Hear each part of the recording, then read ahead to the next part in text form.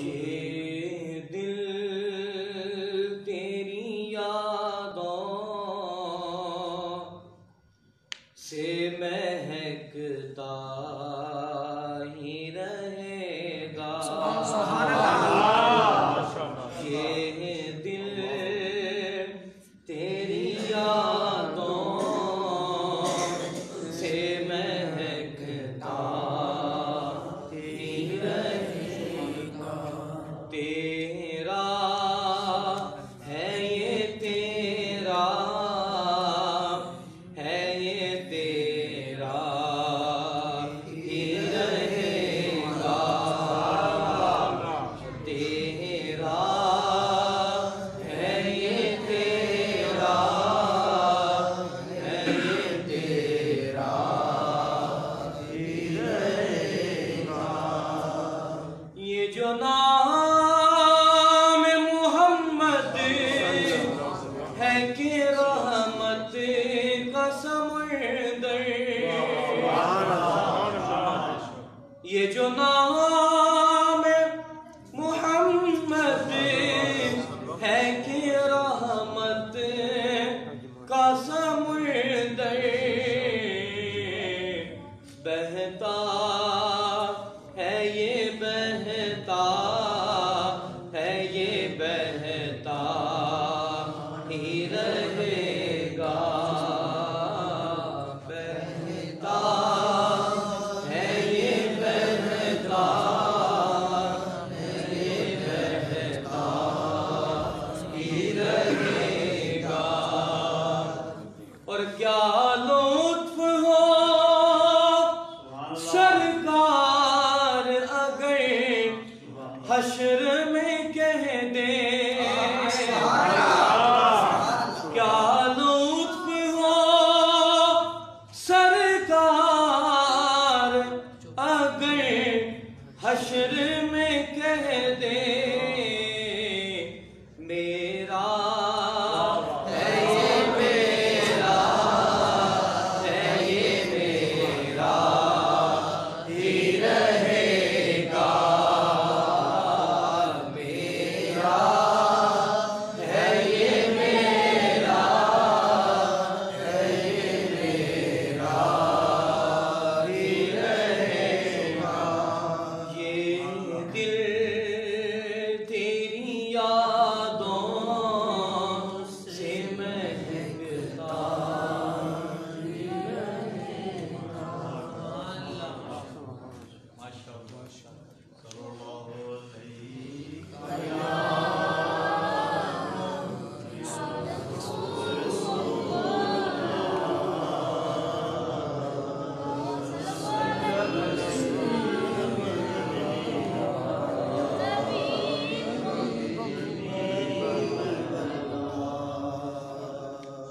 مل کے پڑھیے صلی اللہ علیہ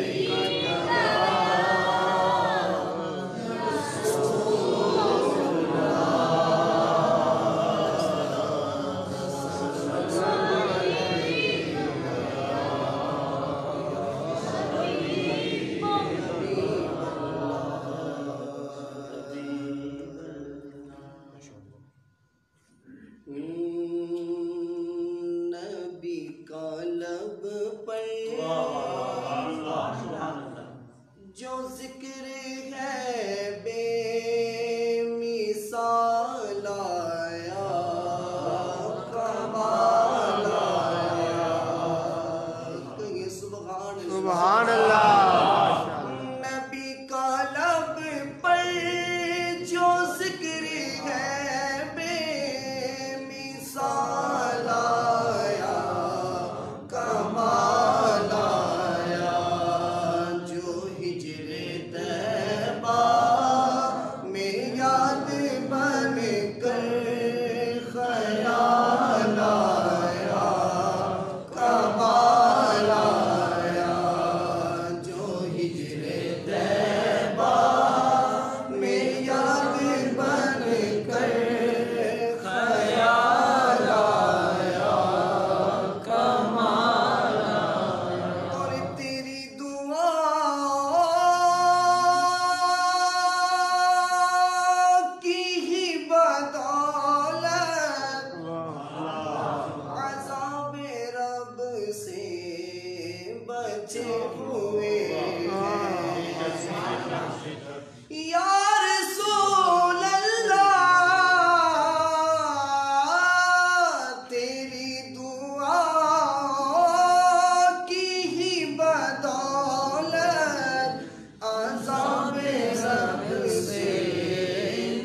بچے ہوئے ہیں جو حق میں امت کا تیرے لب پر سوال آیا کمال آیا جو حق میں امت کا تیرے لب پر سوال آیا کمال آیا بولو کمال آیا کمال آیا عمر عمر عمر عمر عمر عمر کہیں سبحان اللہ عمر کی جرات پہ جاؤں قربان کہ جس سے شیطان بھی ہے لرزاں عمر کی جرات پہ جاؤں قربان کہ جس سے شیطان بھی ہے لرزاں عمر کے آگے سے کفر پر جو زوال آیا کمال آیا عمر کے آگے سے کفر پر جو زوال آیا کمال آیا اور نبی تو سائن سبھی ہے اعلیٰ سبحان اللہ نبی تو سائن سبھی ہے اعلیٰ ہے رتبے سب کے عظیم و بالا سبحان اللہ نبی تو سائن سبھی ہے اعلیٰ ہے رتبے سب کے عظیم و بالا مگر جو آخر پہ آمینہ کا وہ لال آیا کمال آیا مگر جو آخر پہ آمینہ کا وہ لال آیا کمال آیا نبی کا لب پر جو ذکر ہے بے مثال آیا کمال آیا جو ہجر طیبہ میں یاد بن کر خیال آیا کمال آیا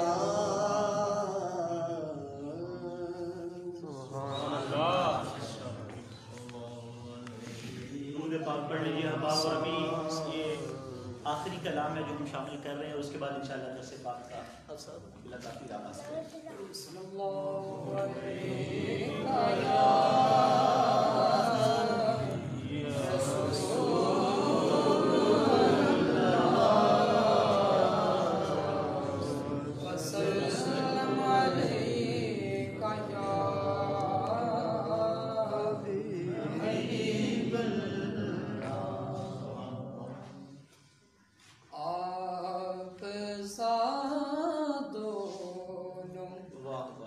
جہاں میں نظر آیا ہی نہیں آپ سا دونوں جہاں میں نظر آیا ہی نہیں کیونکہ اللہ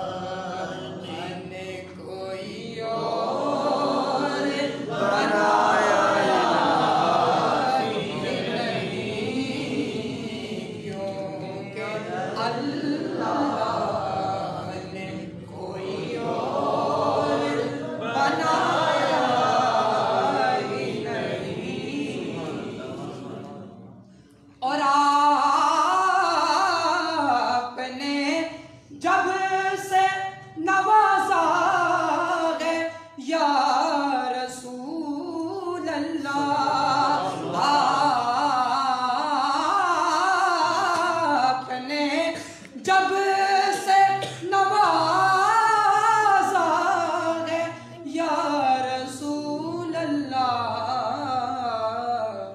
تو میں نے دامن کسی چوکھٹ پہ بچھایا ہی نہیں، میں نے دامن کسی چوکھٹ پہ بچھایا ہی نہیں، کہ جو بھی کعبے سے پلٹ آئے مدینے نہ گئے، جو بھی کعبے سے پلٹ آئے مدینے نہ گئے، تو یہ سمجھ لو اسے آقا نے بلایا ہی نہیں، یہ سمجھ لو اسے آقا نے بلایا ہی نہیں، اور جب سے دروازے پہ لکھا میں نے اعلیٰ حضرت،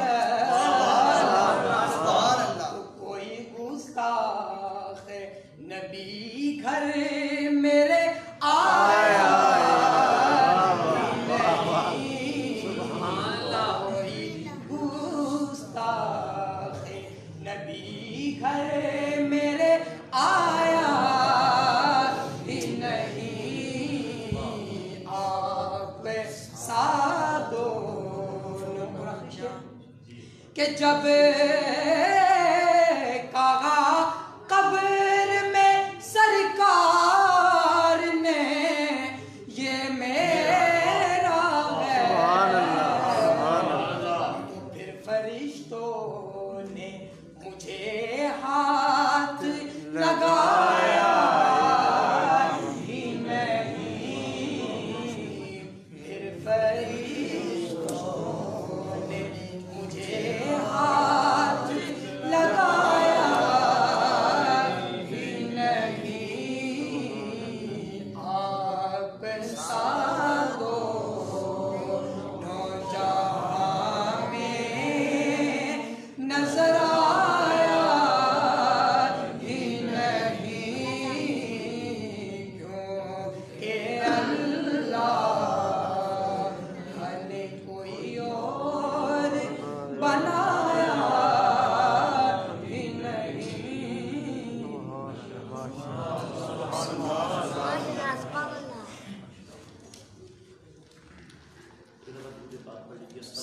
السلام علیکم یا رسول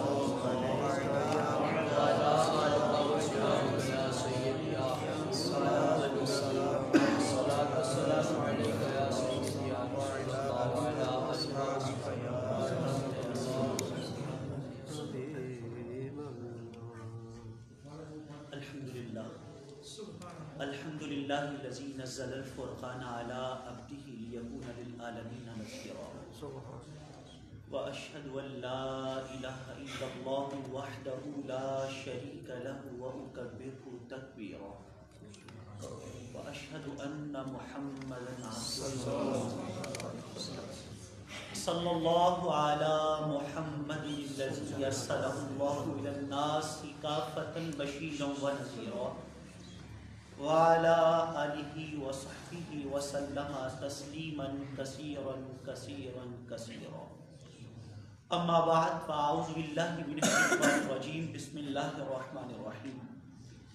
قال اللہ تبارک و تعالی فی کلامہ المجید، یا ایھا آمنوا لا ترفعوا اصواتکم فوق صوت النبی ولا تجہروا له بالقول کجہر بعضکم لبعض ان تحبط اعمالکم وانتم لا تشعرون. صدق اللہ العظیم. ایک دفعہ درود پاک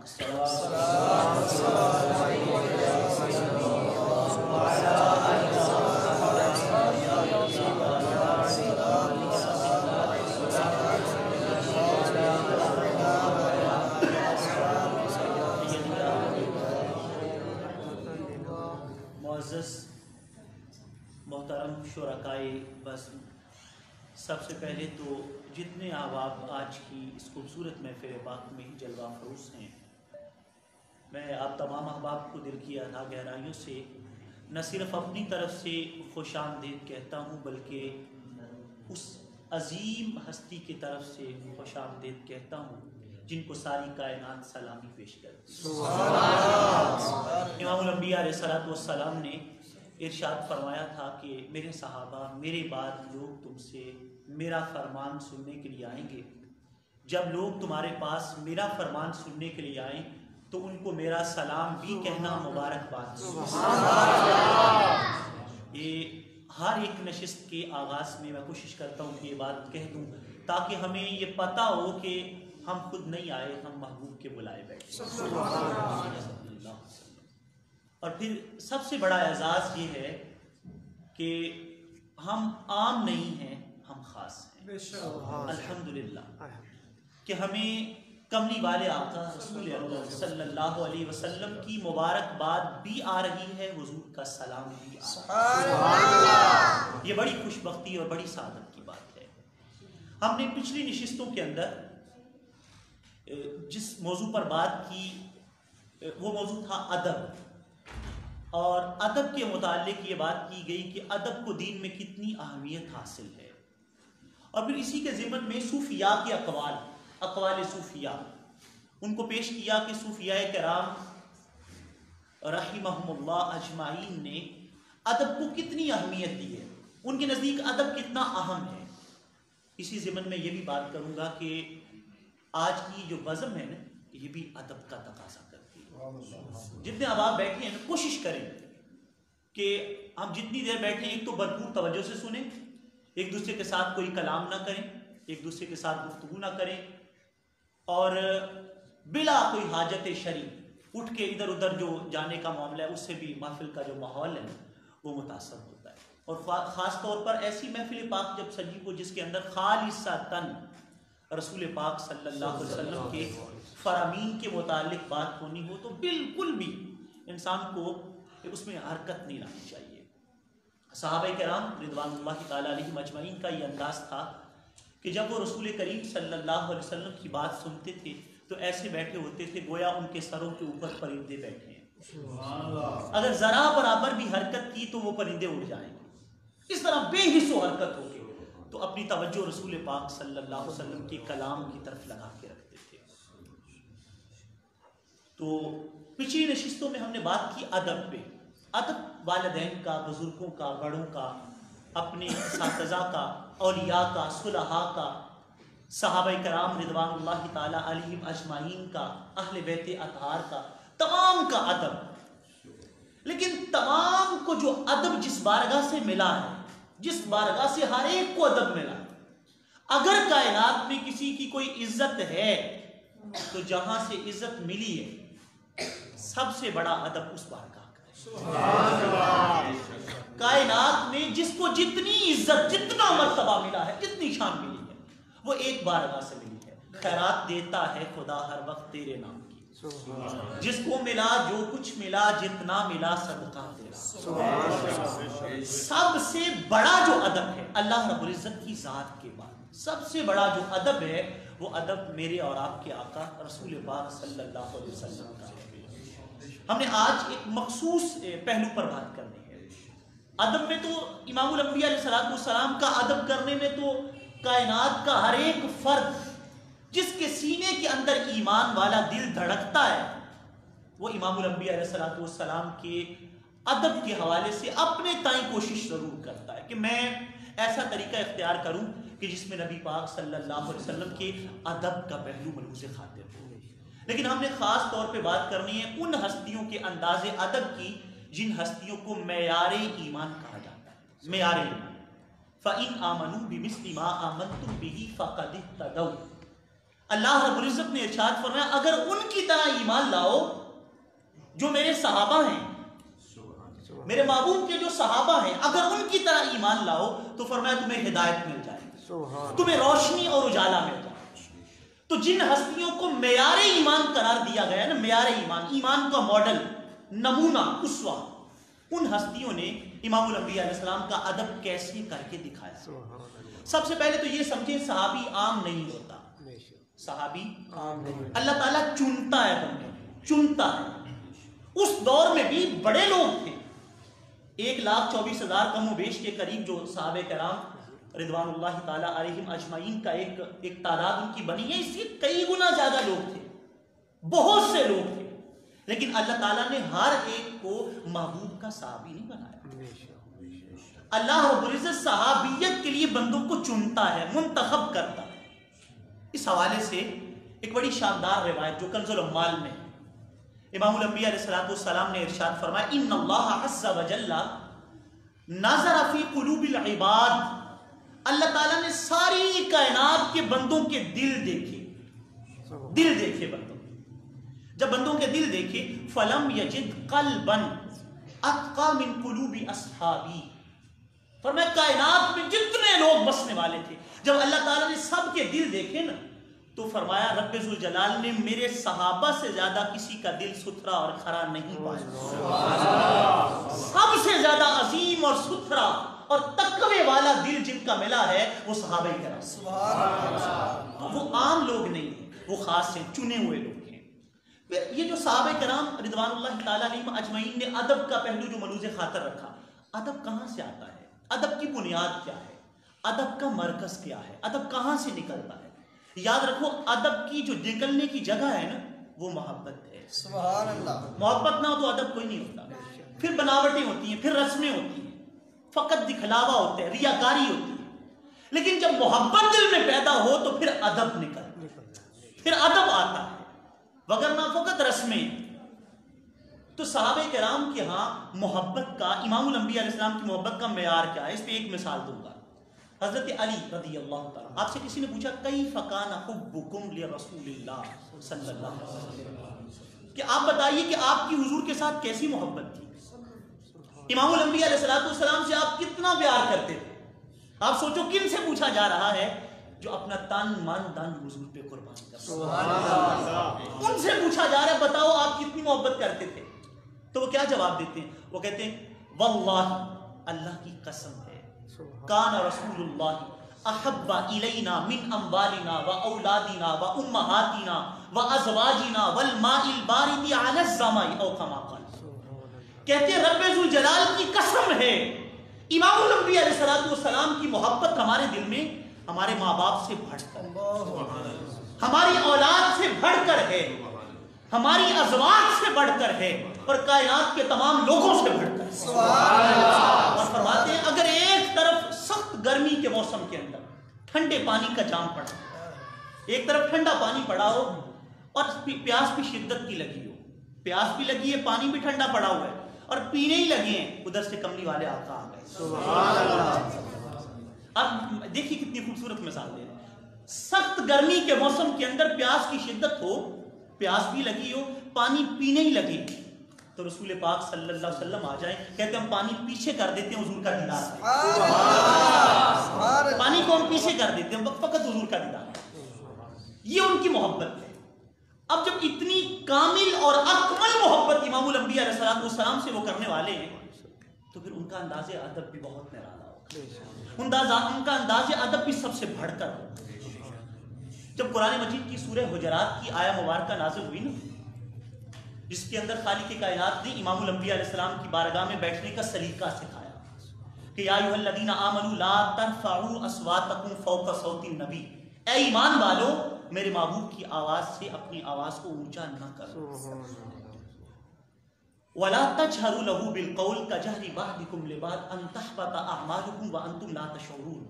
اور میرے محبوب کے سامنے اونچی آواز میں بات بھی نہ کرنا کہیں ایسا نہ ہو کہ تمہارے سارے عمل برباد ہو جائیں اور تمہیں پتہ بھی نہ ہو۔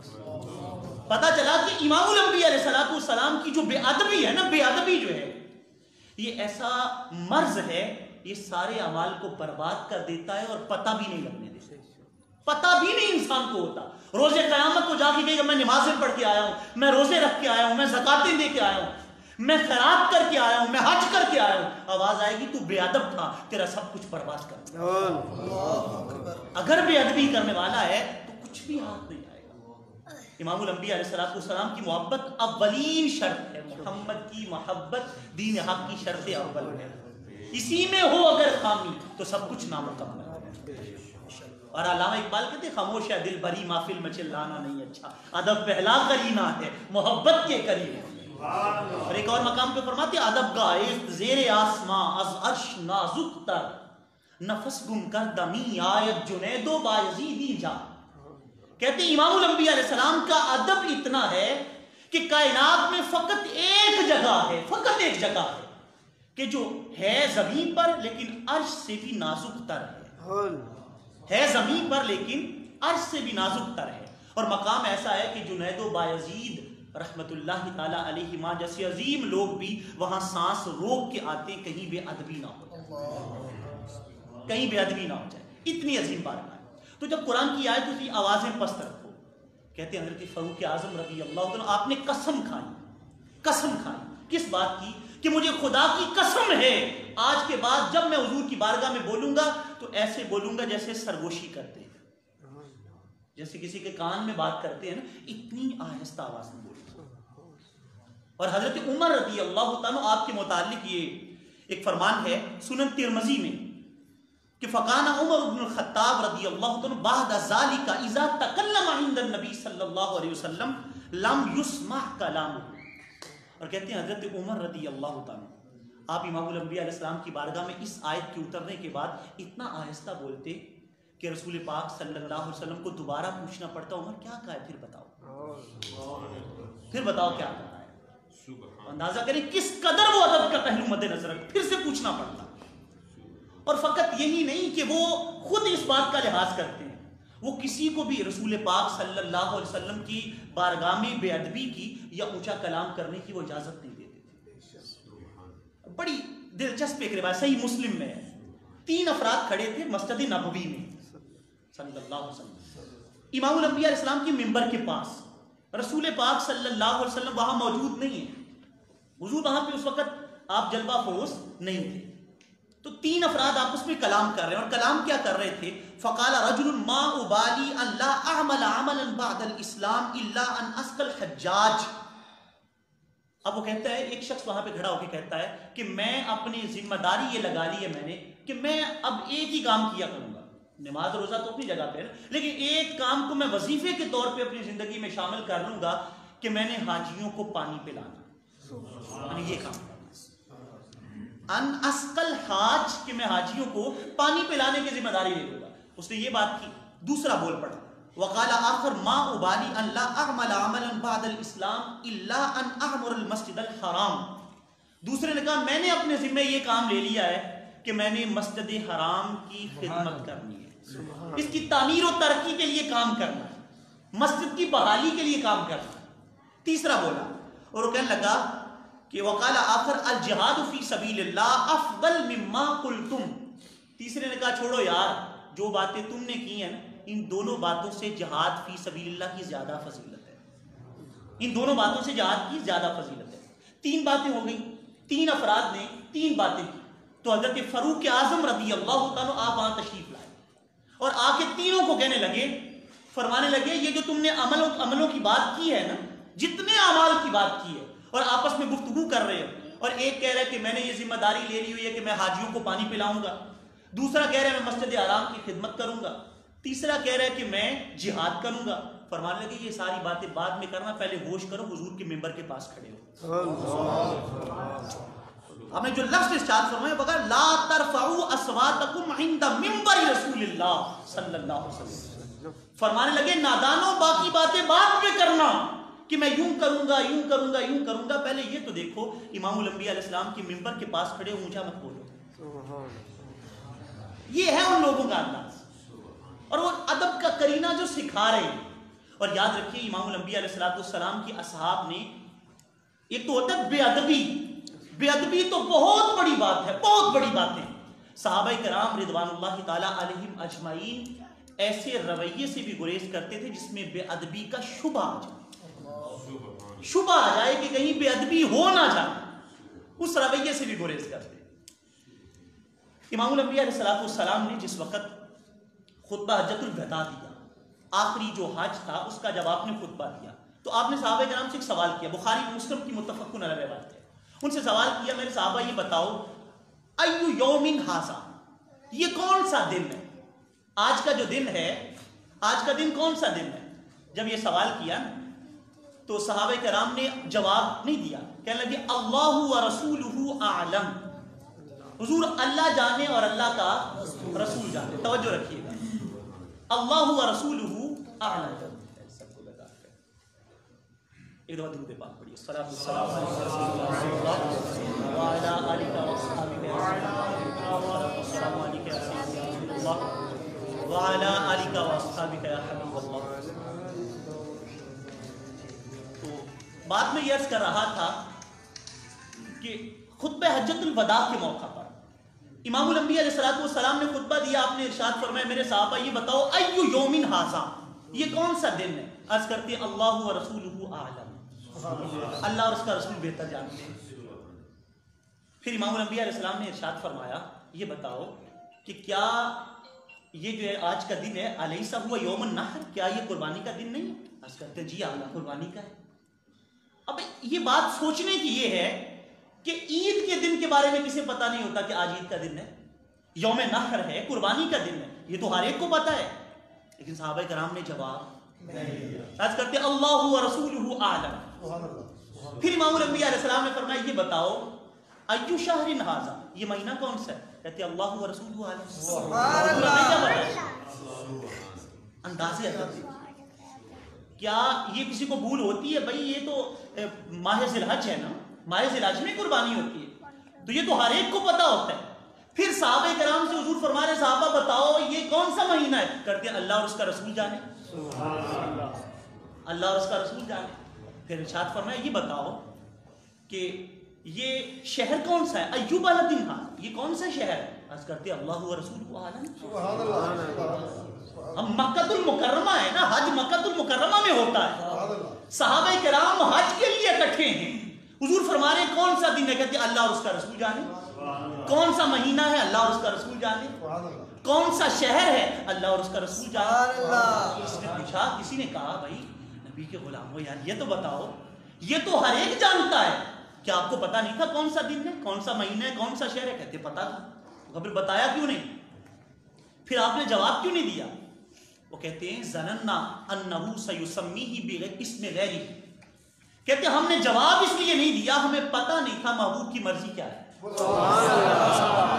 ہمیں یہ نہیں پتا تھا محبوب کی مرضی کیا ہے. ہم سوچ رہے تھے کہ اگر ہم نے یہ کہہ دیا کہ آج قربانی کا دن ہے، محبوب کہہ دے نہیں قربانی کا، تو پھر چلنی تو محبوب کی ہے، بات تو محبوب کی چلنی ہے. تو ہم نے سوچا پتہ نہیں محبوب کی کیا مرضی ہے. پھر امام الانبیاء علیہ السلام نے جب یہ فرمایا تھا یہ بتاؤ کون سا مہینہ ہے، تو ہم جانتے تھے یہ ماہ ذی الحج ہے، لیکن جواب اس لیے نہیں دیا کہ اگر محبوب نے کہہ دیا ماہ ذی الحج نہیں ہے محرم ہے، وہ ذی الحج نہیں رہے گا محرم بن جائے. سبحان اللہ. ہم نے کہا جو محبوب کی مرضی. اگر پھر امام الانبیاء علیہ السلام نے جو یہ فرمایا کون سا شہر ہے، یہ شہر کون سا ہے، تو ہم جانتے تھے یہ مکہ ہے، لیکن ہم خاموش اس لیے رہے کہ اگر امام الانبیاء علیہ السلام نے فرما دیا مکہ نہیں ہے مدینہ ہے، وہ مکہ نہ رہتا وہ مدینہ بن جاتا. ہم اس لیے خاموش تھے بھائی ہم وہاں کیا کہیں، جو حضور نے فرما دیا بس وہ ہو گیا.